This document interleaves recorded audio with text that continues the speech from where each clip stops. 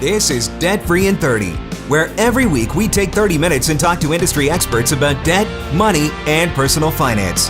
Here's your host, Doug Hoyes. Today we're going to do something we've never done before on Debt Free in 30.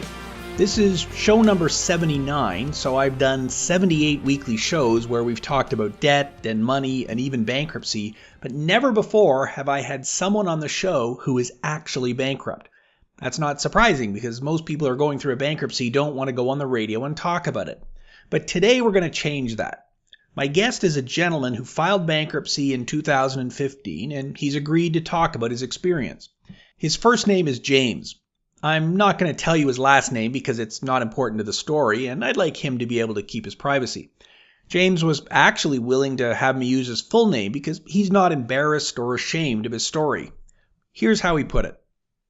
I'm not ashamed of it in any way. It's given me the opportunity to change to actually have a life. If I had just racked up all this debt sober and then was trying to get out of having to pay things that I have all this money, that I have all this stuff for, I would, but I racked up all this debt on while I was in a mad addiction, life of addiction, so it's not like I'm really ashamed of it. It's a way that I'm able to provide for my son a life, that I wouldn't be able to in any other way.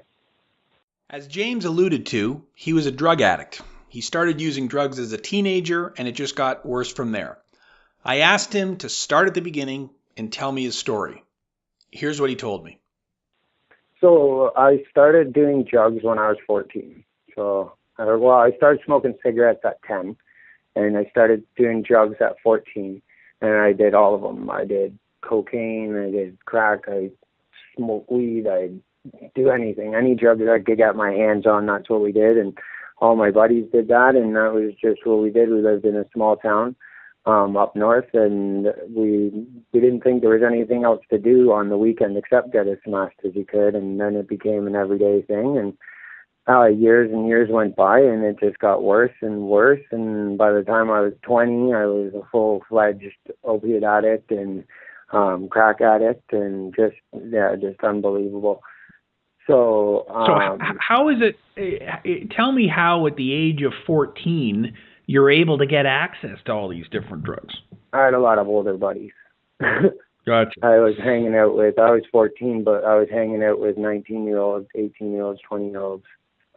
I had about three or four buddies that were my age that all had older brothers that were all cool with us because we could do lots of drugs and they were into drugs. So they I could keep up with the 19-year-olds. So they were like, "Oh, you're cool." And I was 14 and was sick of getting picked on at school and stuff. And once I started doing drugs and I was good at something and people liked me for it, and nobody picked on me anymore because I had lots of buddies. And so it was kind of I just put everything I was into it and stopped going to school. And I did good in school. I would get like 90s and stuff, and then I would not do anything and not go to class and pass with a 50. Like, it was just stupid, right? And you go and get high instead. But it was something you did, to allow you to fit in. Yeah, pretty much. And I liked the way it made me feel. I didn't have to feel sober. But all this costs money. So at the age of 14, who's paying for all this? I'd have to say I did a lot of illegal activity. I'd probably have to say to provide for it. Gotcha. So that's how you got into it. So okay, it started off, as something to do to be cool in front of your older friends, and it was kind of a weekend thing, and then it just escalated. So it started when you were 14. So tell me what it was like when you were 20.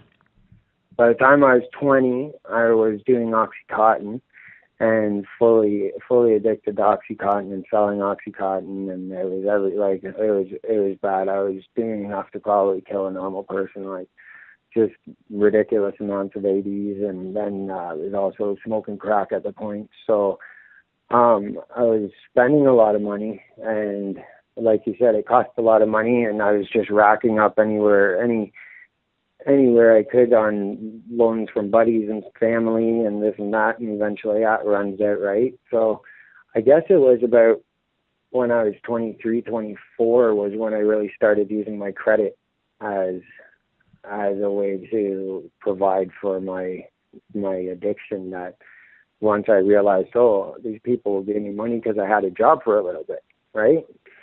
So I was able to hold a job, and I'm guessing that's what I was thinking, was that, this is another way to provide for my addiction. And you don't think long term, you know what I mean? You don't know if you're going to make it through the week, so you don't really think too long term about the consequences, you know what I mean? Yeah. So you're 23, 24 years old, and you have a bunch of different jobs. You'll work at a place for a while, or did you stay at a job for a long time? Yeah, I worked at a place for maybe 6 months or so, and then on to the next, like temp jobs, this and that. And then my son was born when I was right in the middle of my Oxycontin addiction, so that was harsh. But luckily he's got an amazing mother who took care of him when I wasn't able to, and has always told me, get sober, be sober, and you can have 100% of your son's life, and she's stuck to that 100%. I left it there. Yeah, all she wanted was my son to have a sober dad. And I want to talk more about your son, because obviously that goes into the whole family thing. So, but back to the job then. So, did your addiction have a significant impact on your job? Yeah. Was it? Oh yeah. Oh, big time. Because I'd get to work and not want to be there because I want to go get high, or I'd be high when I got there, so I wouldn't want to stay because I'd be too high, or I'd want to go and get more high, or everything was about getting high. There was no, even with disgrace and with nothing to be proud of. What I'm about to say is that it came before my son when I was in it. When it came before everything. This wasn't just a weekend thing at this point. Oh no, this wasn't every day. If I didn't have 2 Oxycontin 80s on my side table, I couldn't get out of bed. Wow. Oh, and so it's kind of amazing you were even able to have any kind of job. Yeah, really. I was working for one job as a delivery driver, and I couldn't get pills one day, and I went into the pharmacy to get wake ups, and the pharmacy called the cops, and the cops wouldn't let me drive the truck. They told my boss, come pick the truck up, I look too sick. Wow. I was literally on death's door. I shouldn't have been driving, no way. They didn't ticket me or give me a charge or anything because I wasn't intoxicated. I was just totally dope sick and tired. I've been up forever trying to get pills. And I assume you lost that job? Oh, yeah. Lost that job. And they told me that I could come back if I got a doctor to give me a letter saying I was okay to work, and there wasn't a doctor on the face of the earth that would look at me and give me that letter. So you had to go find another job, and then another job, and then another job. Yeah. And so at what point were you able to start getting things like credit cards? Credit cards I got when there were stints of 5 months where I would do okay, and I got clean for a little bit, and then I started going to school. When was that? I would have been about 25 when I went to school, something like that, 26 maybe. And I was clean, sober at that point, was when I got my credit card, because I had money and I had student loans, and I had, you know what I mean, I had been working before I went to school, so I had a bit of, so I was able to get these small credit cards. And then CIBC just upped my credit card without even asking me, just upped it from an $1,800 credit, I think it was, up to what is it, sitting at 68 or 70, I don't know, some ridiculous amount of increase in when I was in school. I wasn't even working. And it wasn't a secret that you were in school. No. I was on OSAP and everything. And so this just continued until at some point you reach a breaking point, I guess. Well, yeah, and then I got so far into it, and my credit card was so high up, and everything was maxed, and so then I started doing payday loans, and I realized that I could go around and get all the payday loans higher to my tree all on the same day before my before they called my work and found out that I had quit. And so they gave me all, I walked in so out of my tree, and they gave me my payday loan, and I went and got high, and that was that. And so why did you stop then? Why did I stop doing drugs? Yeah. Well, I got arrested 3 times in a very short amount of time, and you'll never believe this, but my pill dealer told me when I got out of jail the last time, I was like just so beside myself for like about a year. I hadn't talked to my son in about 7 months. My wife, we're separated right now, but she didn't let me talk to her. I hadn't seen him in a year. I was just beside myself. I was on the methadone program. I was clean off the opiates, and I really wanted my son. I didn't want to be in the drugs anymore. I had been into it for 14 years. I had lost my son, lost my family, lost every job I had, and so my pill dealer told me, well, if you come in and you keep a job, I'll give you a room to live in, and I'll get you off the pills, and we'll get you 100% ready to go to work and get your kid back and this and that. So I moved in, and she totally did. She got me. She gave me a place to live. She would, like, even if I asked for them, she wouldn't sell them to me, and I got clean. And then once I was clean, I started getting my son back in my life, and that was that. And once I had realized my son could be back in my life, and I just threw everything I was into it, and lucked out on an amazing job. I just applied for jobs like crazy. I was working as a temp, and I was just trying to make more money to be able to pay my child support for once. So I applied for this job, and I got a call back. And I went in with no experience, and I have no idea how I got the job, but I walked out with the job, and finally had a job that could go to a career, and I've just steadily bettered myself in that business, and yeah, now I'm doing really good. And that's when I went to see you guys, was last year when I first started this new line of work, and you guys helped me figure out a way to deal with all this credit that I had racked up over the years, and I had no idea how to deal with. And so I'm still amazed at what you said, that it was your pill dealer who helped you get clean. Yeah, she was something else. She was selling them to get by, but she was like one of the few people in that life that I could honestly say had a big heart. Wow. Yeah. So she just wanted to see me get my son to have a dad that, like, she knew I could be a good guy, but she knew I was just messed up on the pills. Wow. And she was selling the pills because she had to get by as well. Yeah. Just trying to get by. You were both kind of in the same situation. So yeah. So how old are you now? I'm 30. I'll be 31 in May. And you have been clean for about 3 years now? 3 years. Almost 3 years. 2.5, 3 years. I don't keep exact track of it, because when I did that before, it was always like I was counting down to use again. And so I didn't keep track of the exact day, just the round of time. And it's been about between 2.5 to 3 years.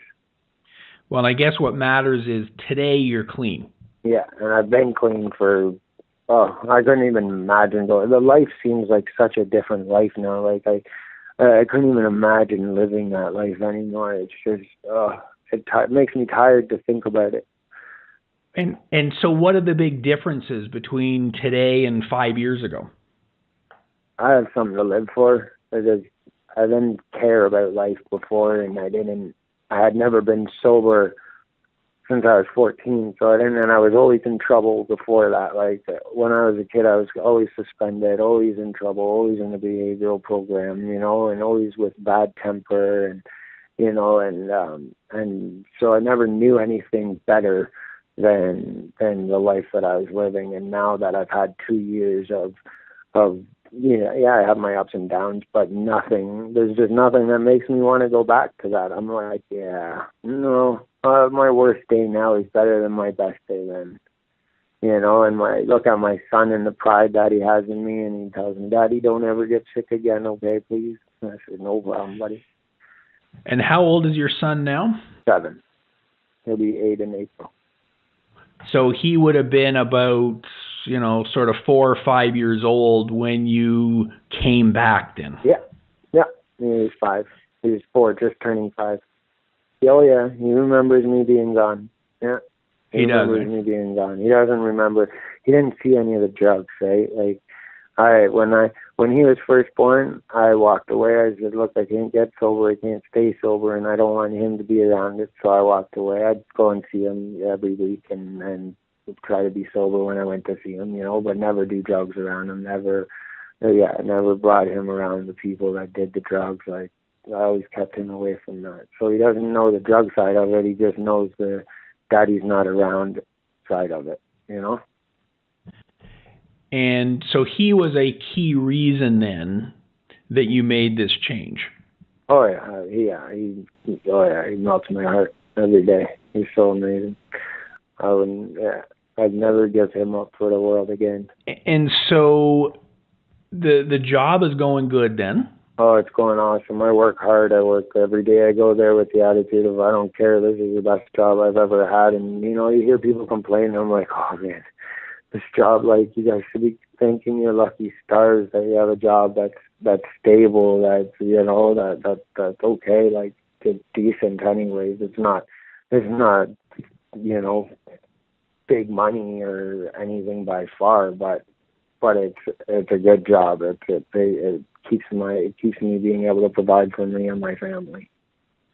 So if someone's listening to us right now and they're either battling drug addiction themselves or they've got a friend or family member who's going through it, what do you tell them?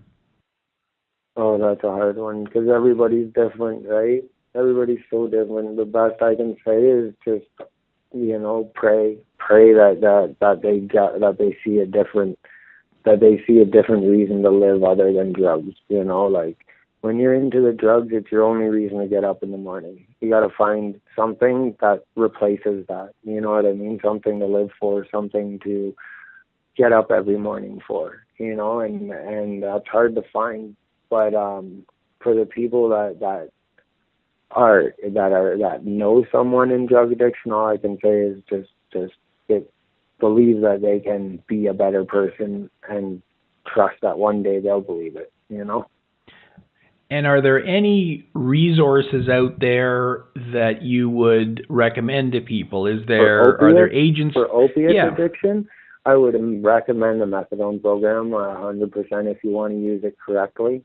Like if you want to go and use the program the way it's meant to be used and work with your doctor and get your life manageable and then get off of that, that definitely works. Like I've been clean for 3 years, 2.5, 3 years, and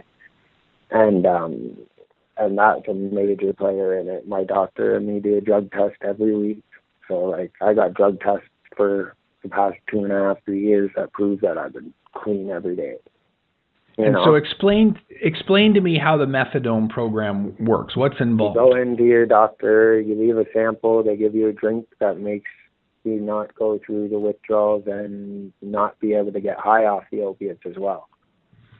So it helps with both the symptoms, but it's also a prevention thing. Yep, exactly. And you have to do a drug test every week to prove that you're sober if you want to be able to get any, to take home with you. So it's a long process. Oh, yes. It is a long process, but it's not a short process to get there either. It isn't a short process to get there. That's a great point. Most people with debt didn't get into debt overnight. Whether it was a problem like drug addiction or something else, debt builds up over time. At some point, we reach our turning point, like James did, and we take action. I'll have more with James after the break. You're listening to Debt Free in 30. You're listening to Debt Free in 30. Here's your host, Doug Hoyes. Welcome back. It's time for the 30-second recap of what we discussed today. On today's show, James, who's just finishing his bankruptcy, told the story of how he started using drugs at age 14 and spent 13 years with a severe addiction to drugs before getting clean 3 years ago. He explained how his addiction led him into debt, and he filed bankruptcy as a way to eliminate his debt and get a fresh start. That's the 30-second recap of what we discussed today.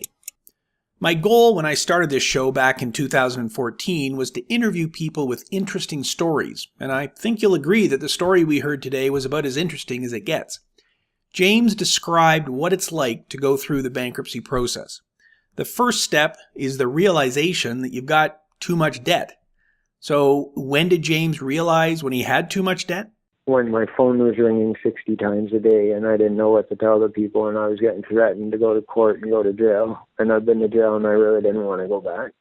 James didn't realize at the time that you don't go to jail for owing money on a credit card, but it was a threat that scared him. So he searched for information on debts and bankruptcy in Ontario and found our Hoyes.com website and gave us a call and came in for a no-charge initial consultation.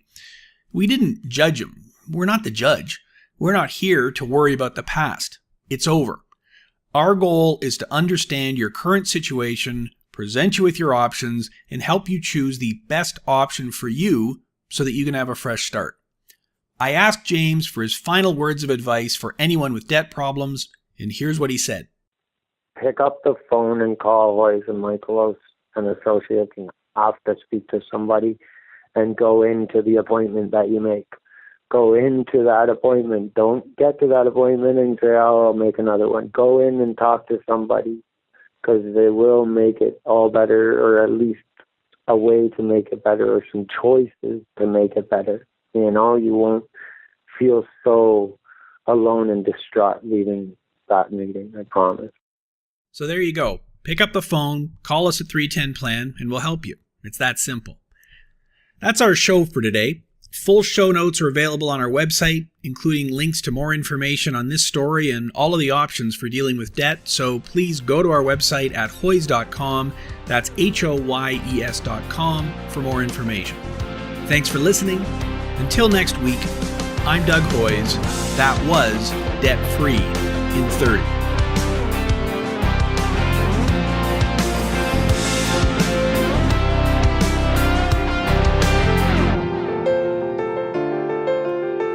Thanks for listening. That was Debt Free in 30.